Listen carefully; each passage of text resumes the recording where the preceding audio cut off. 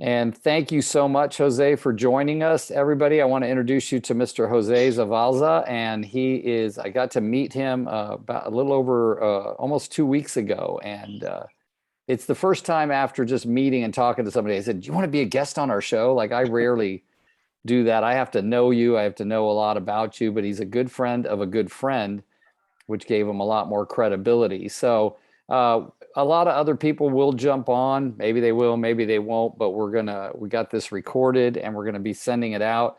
Jose, this free, and this is for Jose and other people on here. This is our free Friday coaching call. I started doing it about 5 years ago. And in the beginning, it was every single Friday. I remember getting up at 2 or 3 in the morning when I was in other countries to do it.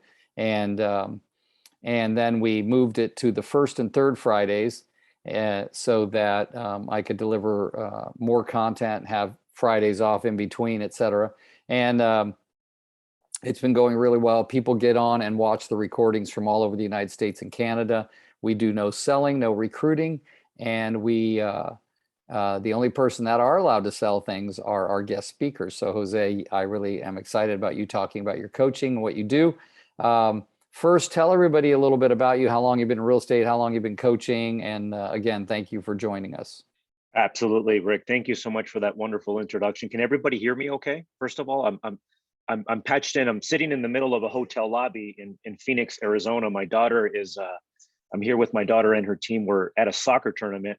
And I can tell you for a fact, there is absolutely no June gloom here in Phoenix, Arizona, with it being about 111 degrees outside. You know what I mean? So thank you again for that wonderful introduction. I've been in the business for about, I'd say, I don't know, I lost track, 10, 12 years, something like that.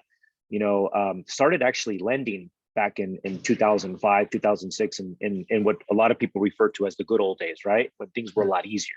Mm-hmm. And experienced the 07, 08 crash, and got out of real estate, got out of the industry for a brief bit, moved to Houston, Texas for about a year.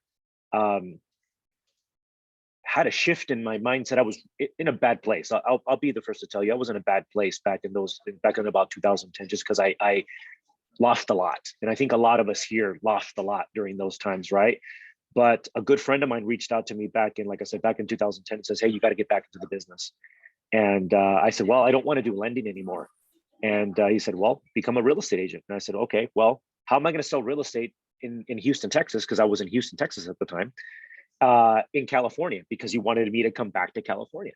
And he says, well, we'll figure it out. And I said, well, okay, let me speak to my wife. As soon as I got her blessing and her partnership, right, because it's super important to have that partnership and that that synergy between a couple, I just went full force. I just started dialing. I started calling my sphere. Actually, to be honest, I had no idea what I was doing, but I knew I had to do something. And I just picked up the phone, called a couple of people, started to build a little bit of momentum. And fast forward to now, I have a brokerage out here in Southern California. About 70 agents strong. And my newest venture, like Rick, mentioned a little bit before, is I just recently started a coaching program. So that's been up and running since about the beginning of the year. And I'm having lots of fun. It's really just about having a lot of fun. That's awesome. That's awesome. So about 2 or 3 months ago, interest rates, well, it's actually been a little more than that now. 4 or 5 months ago, interest rates started coming up. I'm sure it's affecting your coaching clients. I'm sure it's affecting the agents in your brokerage in terms of mindset and productivity and activity. What are you telling people, and how are you being that leader that leads by example so that people will move through this? There's a lot of statistics, great statistics coming out, proving statistically, not emotionally, that this is not a bad thing. Like we're not going in the toilet. We're not repeating 2007 through 2009. Tell us a little bit about what you're experiencing with that. The first thing I tell all of my students, all of my agents, is that you have to stay in your lane. You have to get rid of all the noise and the distraction that's going around you. You gotta, as I refer to, you gotta control what you can control. You can't control what the Fed is going to do. Obviously, we heard earlier this week that the Fed, raised the interest rate about 75 basis points. We can't control that. All we can do is adjust to what's going to happen, and really as a leader, right? I tell all of everybody that follows me, you're a leader just as much. And you have to lead your clients and tell them what is going on. Be the leader, because that's what they're looking for. In reality, you as a real estate agent, you are a leader. That's something that you signed up for, whether you knew that or not. So take the lead and tell them, hey, whether you're in a position to buy, or if you're asking me whether you want to buy, or if it's a good time to buy, it's always a great time to buy, because people are always buying, people are always selling, regardless of what the market that we're in. So I tell people, stay in your lane, eliminate all the noise, always remember why you started this business. Remember to write down your goals and keep those in front of you and read them out loud every single day. Thank you. That's awesome. And yeah, the whole thing is that, people talk to me all the time. I coach, I don't coach very much anymore other than the people in my life and my EXP business, et cetera. But the whole thing that people ask all the time is, well, first and foremost, now, one of the most important questions I get is, who coaches you? And I have several coaches. Like, I have 4 that I can count right now. But more importantly, they say, well, how do you continue to be upbeat about the market? How are you always looking? Well, it's been 42 years for me, and this is my 6th recession in 42 years of selling real estate. And so I don't have that same fear base, because if you look at how many agents, if I can't even find the statistics on it, but it seems that 30 to 40% of the agents in the business, you had a history before the big mortgage meltdown, because you were in mortgage, Jose. So even if you were only selling real estate for 10 to 12 years, the fact is you experienced the roughage, if you will, of the carnage of what happened between 2007 and 2010. Especially, weren't you in the LA area down there too at that time? Yeah. At that time, I was in LA, and like I said, right after that, I moved to Texas and then came right back. So I was only in Texas for about 11 months or so. Yeah. And that, that was really harsh as to what happened in the LA area, especially in the outlying areas like the Inland Empire. And, if you go down into the desert a little bit, it was crazy stuff went on down there. But the thing that as you lead and off, because look, you're being a coach even when you're not being a coach, because you have a brokerage of over 70 agents. That's a full-time, 100% of the day and night job, because at any time somebody call you and say, walk me off the ledge, I'm about to jump. And you have to be that guy that says, don't do it. Here's why, right? And exactly. Yeah. And so even given all the mindset stuff, are you seeing that you're pushing your people into different activities or certain activities that they must do each day? Absolutely. And I tell people it's always with the basics. It's always staying busy. I always tell people, find your strength. When we use the word prospecting, because that's what we really need to do, right? As real estate agents, our main title is that we need to lead generate, right? So we need to prospect. Yeah, right. A lot of us associate prospecting with picking up the phone and dialing. And Right.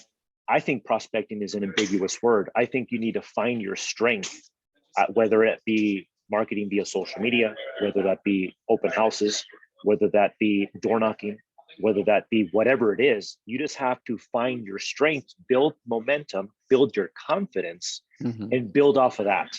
So I tell people, if you want to jump on the phone, great. Jump on this script. If you want to do social media, great. Do it all the time. If you want to go door knock, great. Pick a time, do it all the time. Whatever it is that you choose, you just got to do it consistently.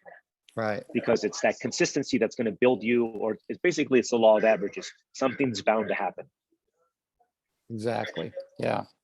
Well, yeah, good for you. And thank you for sharing that, because that is something, as we look at what's going on out there. I saw a great little, I'm not necessarily a huge fan of Dave Ramsey, but I am a huge fan of statistics. And there's somebody's TikTok that has Dave Ramsey on video. It's not Dave Ramsey's TikTok.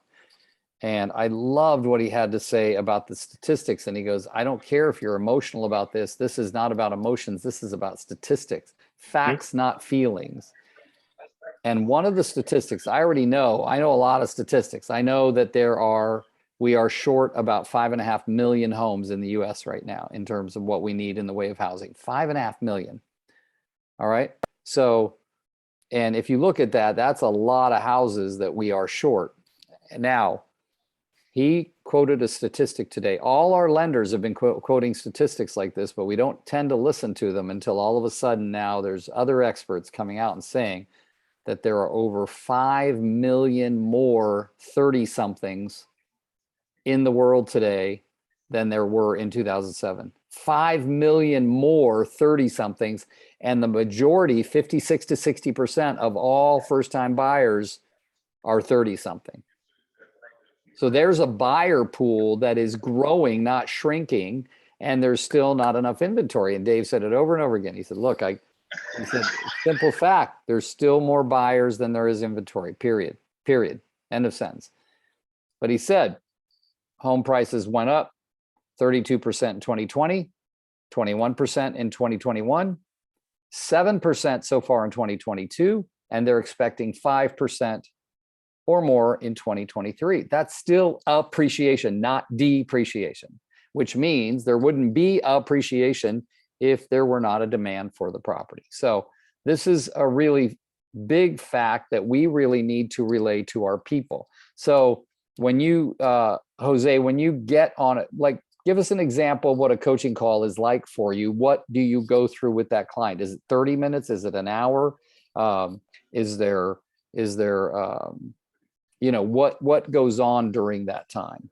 It's 30 minutes. The set time is 30 minutes. And in reality, what coaching is having a conversation, because every individual, all my coaching classes are one-on-one. They're all individualized. And it's really just having a conversation with that individual to really find out what is going on. One week, it could be great. Hey, let's look at your numbers.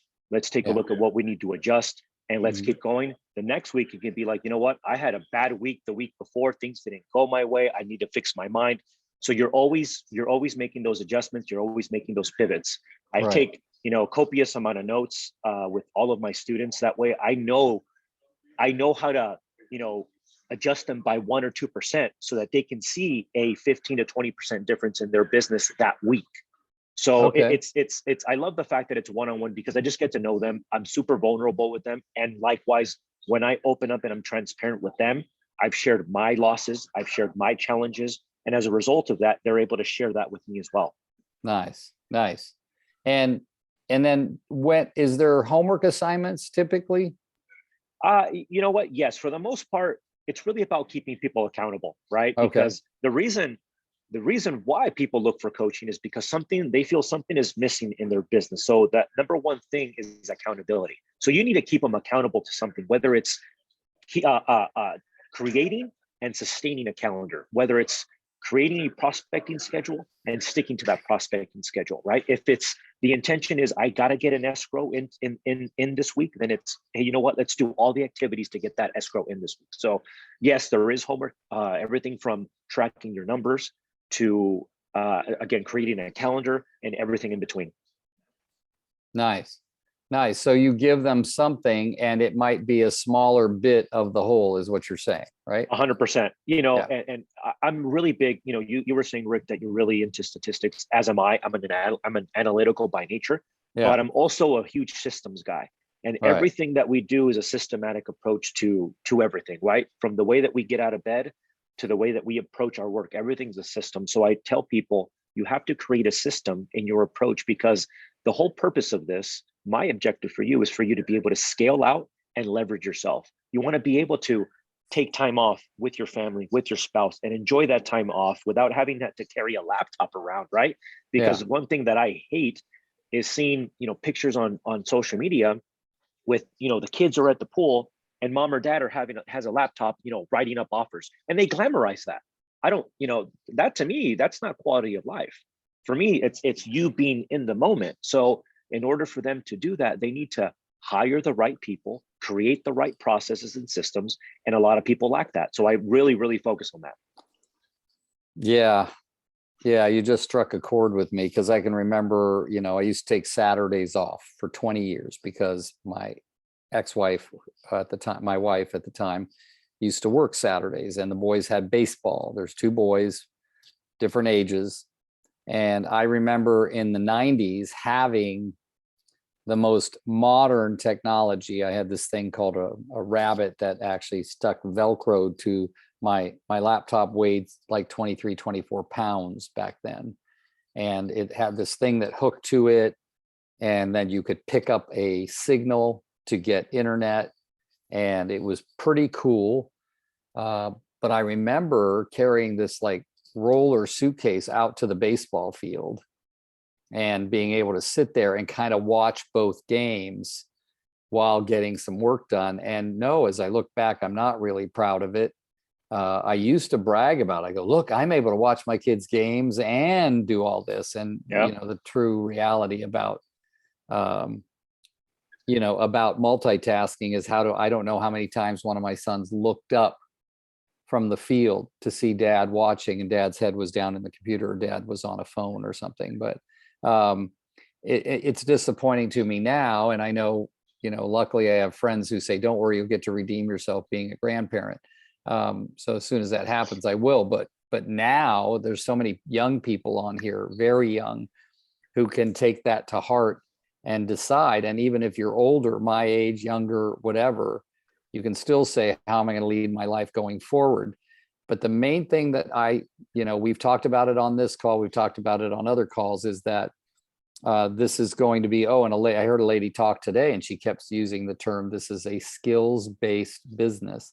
And she said something, quoted it, but I heard that quote back in 2002, 3, 4 from a guy named Gary Keller, who used to say, I have to build a prospecting-based, marketing-enhanced real estate business. She said those words, it came rushing back to me. I saw it, I looked up at my wife and I said, that is a Gary Keller quote right there. Because I can remember him saying that in an audience I was sitting in, that we must build a prospecting-based, marketing-enhanced real estate business. So TikTok away, folks, but you still need to prospect. Don't let it do the work for you. She even quoted today, and I can't speak to that at all, but she said, if you look at all the agents that have incredible number of followers on TikTok, you'll see a lot of those agents don't sell a lot of houses because of the time consumption to do TikToks, right? I don't know. I don't care. I know there's a lot of people who do a lot of YouTubes and they sell a lot of houses and everything. All I know is this. At the end of the day, you have to have a conversation with somebody before they buy a house.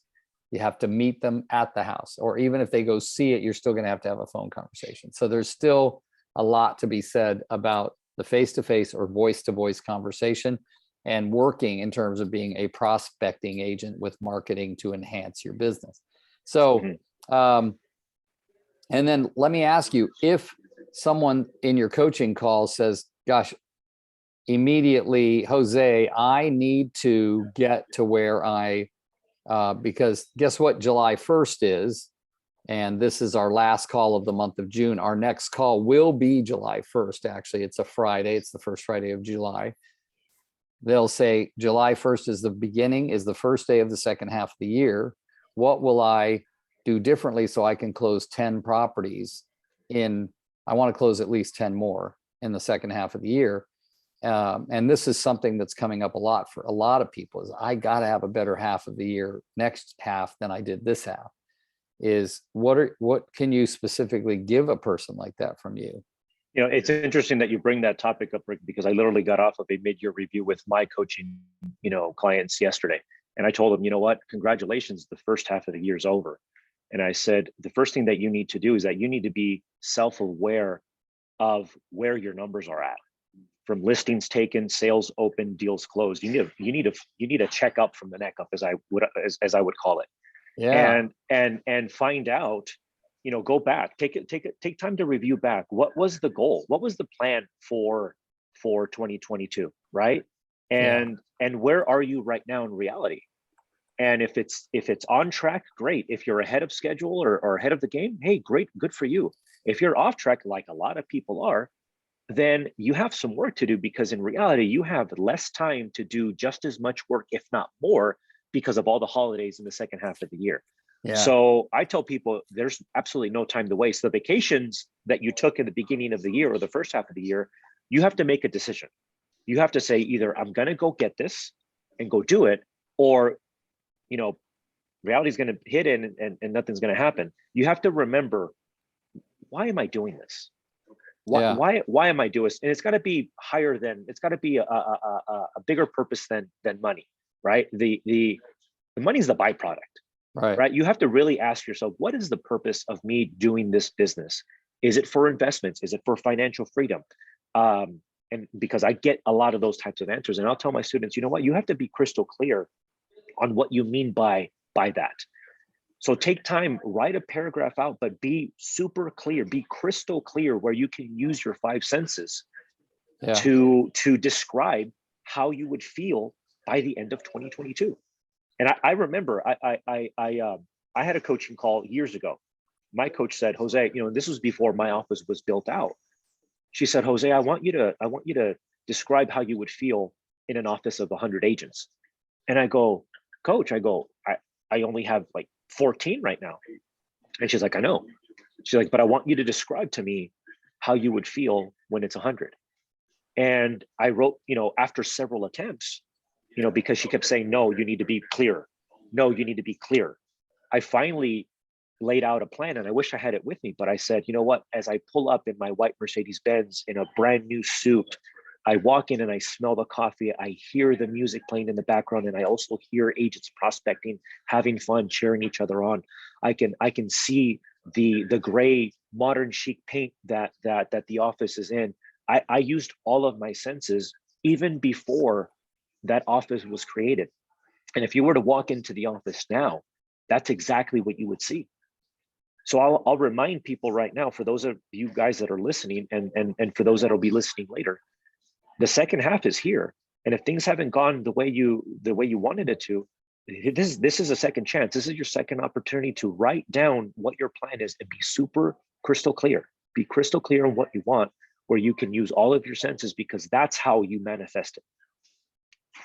That's amazing. I was typing while you were saying that, saying act as if you have fulfilled all those dreams. Is that what you're saying? Act as if, absolutely. Yeah. Act as if. Good. Yeah. And going out there in the world and being that person that you would be, assuming you had done that. And I'm getting more and more of that. I'm going to put the name of a book in the chat. And if anybody is talented enough to put a link in there for that book, that would be great. But here's my insistence for you, is that you do not read this book, that you listen to it. You listen to it on Audible. There's a reason why. I was never a big fan of Audible. I got that old-fashioned feeling of holding the book and flipping the pages, being involved in it. I'm the same way. Yeah. But in this audible version, the two authors are talking and interviewing each other in between the reading of the chapters, which you don't get in the book. And it's brilliant stuff. And I'm a fan of both of these authors, Dr. Benjamin Hardy and Dan Sullivan. And the name of the book is The Gap in the Game. And we listened to it over last weekend in the house while we were working around the house or relaxing around the house, listening to this book the whole time and stopping and taking notes. Casey had her computer open and she would stop and take notes on it. And then we would rewind it. Oh my God, that was good. Think about the ability to rewind it. I know you can also go back on a book and read it, but it is so good. Thank you, Sherry and Gary. Yeah, it's a great, great book. And it really speaks a lot to Jose. One of the first points you brought up is the parents being on the computer while the kids is learning to be present and understanding that, but also a lot about where we spend our emotional time. What do we spend our emotional time thinking about it? And the fact is that all of us on this call are entrepreneurs, every one of us. And entrepreneurs are those people who think they've never achieved enough. And therefore, if they've never achieved enough, what are you always doing? You're always down on yourself, right? And thank you, Tom Costello, for posting that it's a really, really incredible book. And I can say this, that every time I tell people I'm reading the best book I've ever read, I like people to remember that when you say I'm reading the best book you've ever read, it's based on where you are in your life right now, right? I've said that a million times and I was never lying, but it was based on where I was in my life at the time I read the book. Because every time you read that amazing book and you learn and incorporate some of those things, then you're now at a different type of like journey in your life. Now I'm operating from a higher level. So I like that. I look at it like one of my previous favorite books just in the last few years was Dr. Benjamin Hardy, again, called Willpower Doesn't Work. And it really helped me to realize why, when I say I'm going to incorporate a new habit, like maybe not eating donuts, why I have failed, in those efforts. So it was a really good book. And Dr. Benjamin Hardy is somebody that if I were you, I would pursue his writings, but certainly Dan Sullivan. And what's really cool is Dan is in his 60s and Dr. Benjamin Hardy is in his 30s. And Dan is an entrepreneurial coach and is one of the most recognized coaches in the United States, in the history of the United States. And Benjamin Hardy is a trained psychologist. So it's a completely different, it's cool because you got the educated book version and you got the business worn entrepreneurial coach. So I love it, love it, love it. And I am probably going to listen to it twice. So I don't do that there very often. I did watch the original Top Gun movie that came out in '86. I've watched that 11 times. I've watched Groundhog Day at least 10 or 11 times. And I've already seen the new Top Gun movie once, probably will see it again too. So, but when it comes to books, I very rarely read them all over again. I know, just a little information you didn't need to know, but I would enrich your day with that stuff. Has anybody here seen Top Gun, the new one? Oh yeah, it was a great movie. Yeah, Great it's movie. fantastic. Yeah. I fell asleep. Who fell asleep? Crystal, you were forbidden from this call. No, I know. I do fall asleep in a lot of movies because I don't start watching things until after I finished working, at 10 o'clock or whatever. Yeah. Well, gosh, when you think about the year it came out, I didn't realize this was the year my first son was born, '86. Who knew, right? Like I didn't remember it was that old. And, dyeing your hair does obviously great things, as you could tell on Tom Cruise on that show, right? But he did stay in pretty good shape. So, all right. Okay. So Jose, as we've kind of reviewed a lot of subject matter, and you did talk about check up from the neck up, and you've talked about what would be, if I asked you for two things, the number one mindset idea that you can give our group today on how to really, what's one thing that you would recommend everybody do as it relates to checking in on your mindset?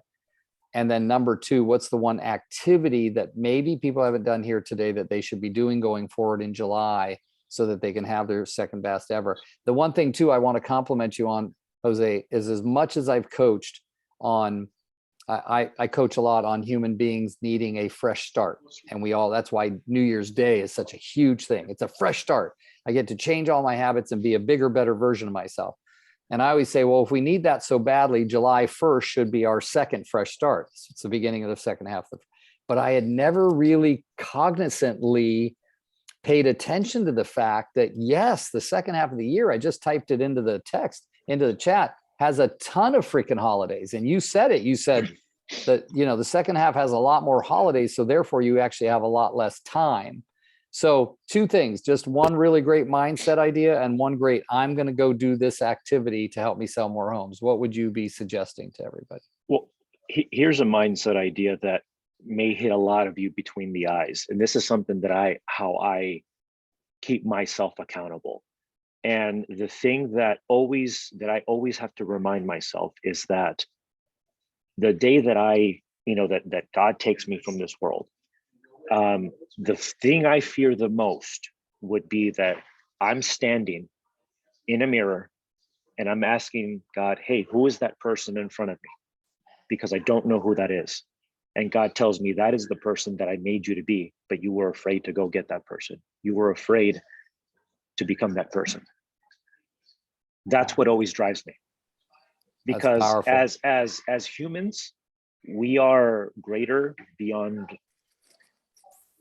I don't even know how to put that in words. We are powerful beyond belief. And there's a saying that the mind is a wonderful servant, but a terrible master. This is why I tell my people all the time, this business, anything that you do, your approach to life is 80% mindset, 20% strategy. You always have to condition yourself every single day to go get it every single day.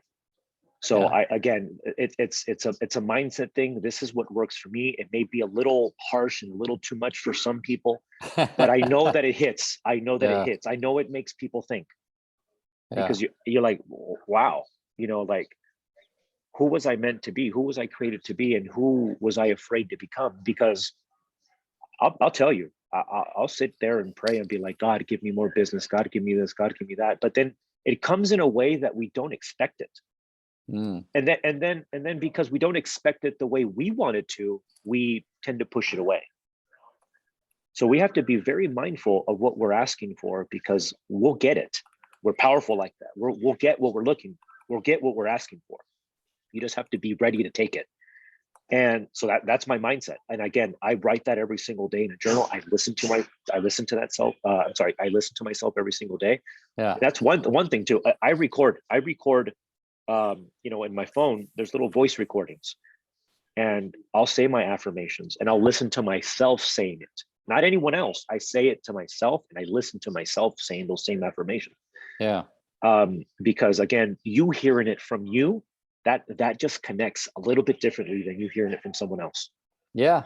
Yeah. That's a very good point. And again, something that I did not realize. Thank you for that. Listen to yourself, tell yourself your affirmations. Love that. Yeah, that you definitely hit a couple of chords there, and we had Coach Katie jump on a little late, and she jumped right in and heard what you said and said, I really love that stuff. So that is really good. Okay, so that helps my mindset. I'm kind of a little shook up inside because of that whole looking at that picture of, looking at the mirror of myself. I will not be talking to you anytime in the next 2 weeks, Jose Butthead. So thank you for that one. But let's talk about and then now that you've gotten us all shaken up about our mindset so that we can have the best second half ever, could you talk a little bit about and guys, we're going to continue on this theme on the July 1st call about the second half of the year. I've got some statistics and stuff I'll share with you, but what would be one activity now, Jose, as a coach, as a guy who runs a 70 agent brokerage, what would be an activity that you'd say, because that, I love what you said in the beginning. You said, find a place that you feel, because all prospecting seems to be uncomfortable. And the way I understood what you said is find the one where you're the least uncomfortable, where you have some power and you have some strength.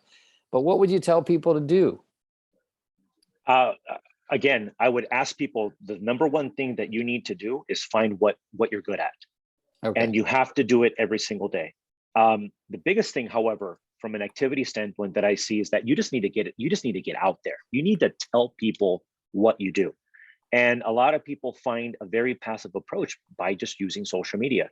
I mean, look at me, for example, okay? I'm not the thinnest. I have chubby cheeks. I have a receding hairline. I'm not your typical person that needs to be on social media. I don't have 1 million followers yet. I'm not a TikTok superstar. But if you go to my Instagram, I do it every single day. But as a matter of fact, I don't do it. My team does it for me. That's another thing that I've been able to develop is I work on my strengths and I hire my weaknesses. I know I need to market, but I don't have time, nor am I good at it. So I hire somebody to do it for me. They highlight my strengths. So whatever you're good at, and I'll use a very generic, a very easy way of prospecting is open houses. Master open houses. Be good at it. Do 2 open houses a week. Set up and create a system that will allow you to do 2 open houses a week, that'll allow you to door knock the area, 50 houses around, inviting people over, having a lender or someone to accompany you with so you can handle all these leads, because it's going to take that type of activity in this transitioning market that it requires us to go back to the basics and fundamentals. A lot of people forgot that. A lot of people have been sitting on their laurels, and I'm including me in that group. The reason why I started my coaching program is because I left a previous coaching program, and the reason why I felt stuck there, I shouldn't say stuck, but the reason I was there for such a long time is because I got comfortable with the money that was coming in. Yeah. Things didn't work out. Yep. I had to start fresh. I had to create an uncomfortable environment for myself, and I just learned to do it every single day. And so what I do, I'm right there in the trenches with everybody that I coach. Whether it's a coaching program, whether it's running an office, or whether it's just building your own production, it's the same type of activity. You just got to do it every single day. And like I said, for me, and what I tell everybody to do, you just got to get in front of people. And a really passive, easy approach is just using social media. Again, if you, Instagram is the one I'm using the most right now. If you go to my TikTok, which I don't even have access to because I didn't create my TikTok account, I think I have like 13 followers, and most of them are my nieces and nephews, because I just, when I see them, I mess with them and say, hey, follow me on TikTok for more real estate advice. You know what I mean? Get out there, put yourself out there. No one cares how we feel about ourselves. What people care about is the connection that you have with them. Good point. Very good point. I'm going to put this in here as a recap. Okay. Okay. So I love that, Jose, and thank you. I was typing in the chat to make sure I got everything you said, telling everybody to copy the chat. That is really brilliant, especially about finding the one thing. And I wrote in there, everything works, nothing doesn't, just pick one thing. I'm, like you, a big fan of open houses. I encourage people to find vacant listings and do open houses all day long, and set up balloons and signs and just make it your office. Use your hotspot, use the local Xfinity hotspot or whatever's out there that you can create a little office for yourself in a vacant listing all day long. And it works really well. I have people talk to me from all over the country because I used to spread that idea around that said, oh, Rick, I tried it. I had a listing down the street from a sports complex and I held it open from 2 to 6 when the parents were driving their kids back and forth, and picked up 2 buyers and 1 listing lead. And these are really great things. So thank you for sharing that. The one thing that we have to do, and I love what he said, is that your mind makes a great servant, but a horrible master. And that is, I hear people all the time say, don't listen to your mind. Your mind is not your friend. It's going to tell you how badly you suck, how you haven't reached your goals, but you can overcome all of that. So thank you, Jose, very much. I know you're on vacation with your family and you took time out of your day. It meant a lot to me. I appreciate it. And I'm sure I'm going to be talking to you separately in the future. Does anybody have any last minute questions or comments for Jose before we get off? I'll tell everybody one thing. Yeah. The differentiating factor from a top producer or a high producer and a lower producer is that 2 things. Number 1, they participate, and number 2, they ask a ton of questions. Don't hesitate to ask questions, whether it be to me, whether it be to Rick or your team leads or whoever you're working with. Ask those questions, because it's those questions are going to help you out, and those questions are going to help everyone else out as well, especially in a Zoom environment like this, because I know someone else is thinking about that same question that you are. Jose, I've got a question for you. Again, yes, go ahead. Forgive me if you're not opposed, since we're looking for questions. I like everything that you're saying about your affirmations and speaking to yourself and your mindset, and that 80% mindset, 20% skill or technical expertise, probably higher than that. But just going back to what you said, just speaking, recording yourself and hearing it out loud. What do you do? Obviously, you have to master your mind, and you're doing a great job of that. And I'm sure you coach that as well, as I know Rick does.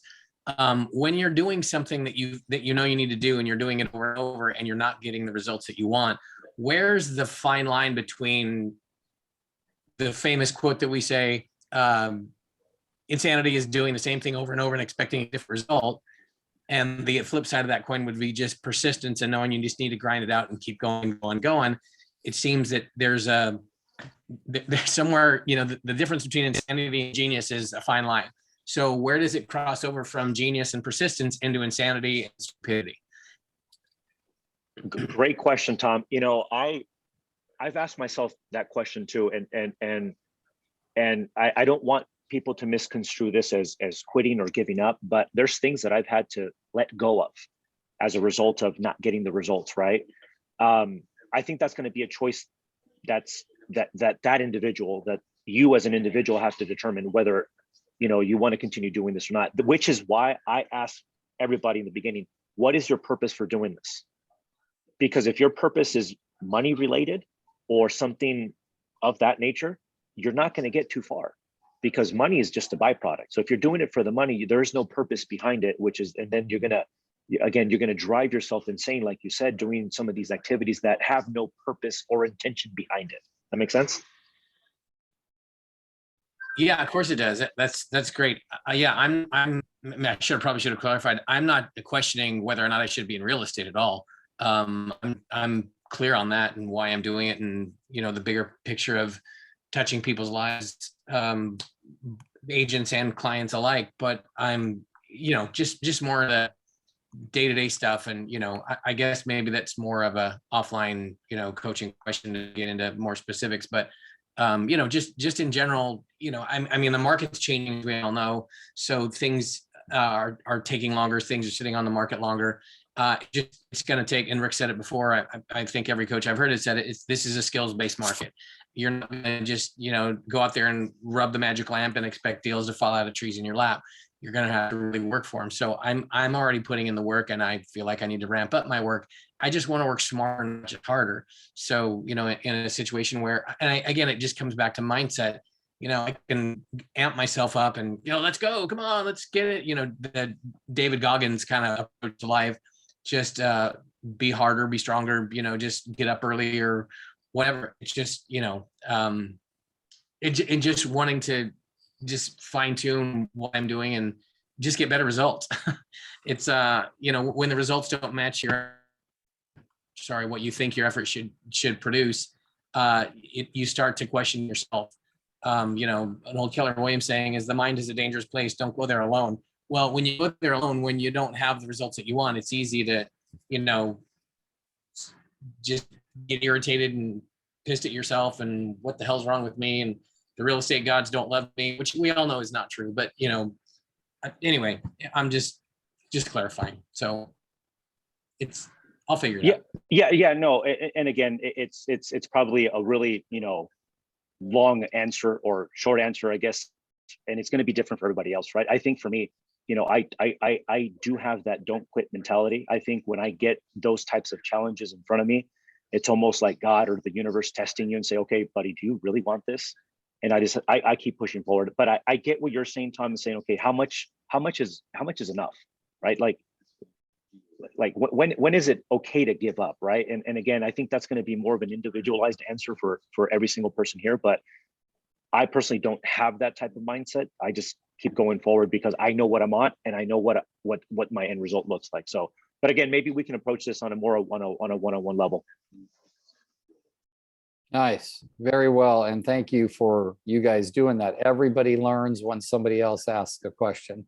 Jose has put his Instagram and cell phone into the chat group. If you guys would like that, please feel free to jump on there. And his email also, very nice of you, Jose. That was very brave of you. Is there an unsend feature in this? No. All right. Well, thank you very much. I hope you all got a lot out of it. I did. I took a ton of notes, and I am also copying the chat for myself. And this is the whole thing. There are resources everywhere if we just decide to reach out. I spent an hour, 40 minutes with Jose in the past, realized there was some real great wisdom there, and said, let's share some of this. And Jose, for you to say yes when you barely knew me, that was very, very nice of you. I appreciate it. We hope your daughter's team wins first place at the tournament, and be careful not to burn yourself in the sun there, and have a blast. And there's a particular cocktail called a Paloma, which is tequila and grapefruit. So I would have one.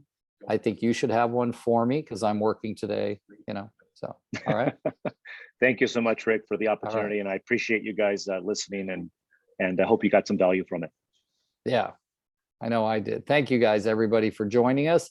And we'll be back. July 1st is a Friday. It's the first Friday of July. So we'll be having a call on the first Friday, the next call we have. And we'll be sending out the recording of this call so that you can rewatch it or learn from it. And Jose, again, thank you very much. And thank you to Nathalie that's on from your team also. I appreciate having her on. So thank you. Yeah. Thank you so much again, guys. Appreciate your time. God bless you. All right, guys. everybody. Go in and save the chat really quickly in the 3 dots before you get off, and you'll be all set. Okay. All right. Okay, everybody. Bye-bye now. Bye-bye.